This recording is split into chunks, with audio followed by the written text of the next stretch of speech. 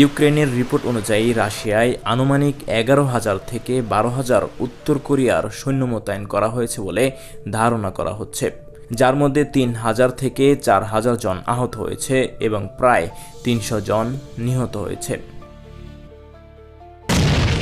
1990-এর দশকের গোড়ার দিকে উত্তর কোরিয়া গুরুতর অর্থনৈতিক সংকটে পড়তে শুরু করে। এর প্রধান কারণ ছিল সোভিয়েত ইউনিয়নের পতন এবং পূর্ব ইউরোপের কমিউনিস্ট মিত্রদের ক্ষমতাচ্যুতি, যা দেশটিকে তার প্রধান বাণিজ্য অংশীদার ও বৈদেশিক সহায়তা থেকে বঞ্চিত করে। এদিকে চীনও উত্তর কোরিয়ার প্রতি তার অর্থনৈতিক সহায়তা সীমিত করে, যদিও চীন সম্পূর্ণভাবে সরবরাহ বন্ধ করেনি। 1992 সাল থেকে তারা অনুদান বা ক্রেডিটের পরিবর্তে নগদ অর্থ প্রদানের দাবি জানায়। ফলে উত্তর কোরিয়ার জন্য আমদানি করা প্রয়োজনীয় উপকরণ সংগ্রহ করা কঠিন হয়ে পড়ে।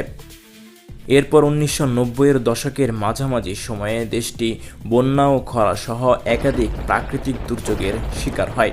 এইসব দুর্যোগের ফলে দেশ জুড়ে মারাত্মক শস্য ও খাদ্যের ঘাটতি দেখা দেয়। পরিস্থিতি এতটাই ভয়াবহ হয়ে ওঠে যে অনাহার ও অপুষ্টি সারা দেশে ব্যাপকভাবে ছড়িয়ে পড়ে।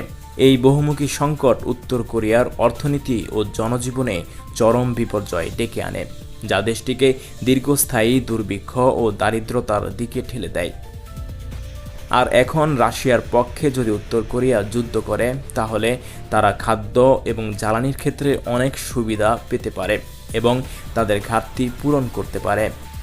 শুধু খাদ্য ও জ্বালানি নয়, উত্তর কোরিয়া রাশিয়ার কাছ থেকে অত্যাধুনিক সামরিক অস্ত্র পাওয়ার সুযোগ সৃষ্টি করছে, যা তাদের সামরিক শক্তিকে বহুগুণে বাড়িয়ে দেবে। তাছাড়া উত্তর কোরিয়া চায় যুক্তরাষ্ট্র ও পশ্চিমা দেশগুলোর বিরুদ্ধে জোট গঠন করতে। রাশিয়ার সঙ্গে সম্পর্ক শক্তিশালী হলে তারা চীনসহ অন্যান্য মিত্রদের সাপোর্ট পেতে পারে। আবার রাশিয়ার সমর্থন থাকলে বর্তমানে উত্তর কোরিয়ার ওপর আরোপিত যে নিষেধাজ্ঞা রয়েছে তা পশ্চিমা দেশগুলোর জন্য কার্যকর করা কঠিন হয়ে পড়বে।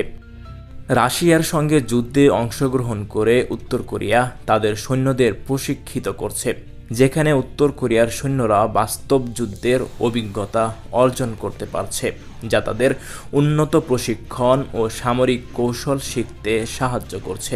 আর ভবিষ্যতে এটা উত্তর কোরিয়ার সামরিক সক্ষমতা বাড়াবে। রাশিয়ার মাধ্যমে বৈশ্বিক অস্ত্র বাজারে প্রবেশ করতে পারবে উত্তর কোরিয়া। উত্তর কোরিয়া রাশিয়ার মাধ্যমে উন্নয়নশীল দেশগুলোর কাছে অস্ত্র বিক্রি করার সুযোগ পেতে পারে, যা তাদের অর্থনৈতিক উন্নতির একটি প্লাস পয়েন্ট হতে পারে।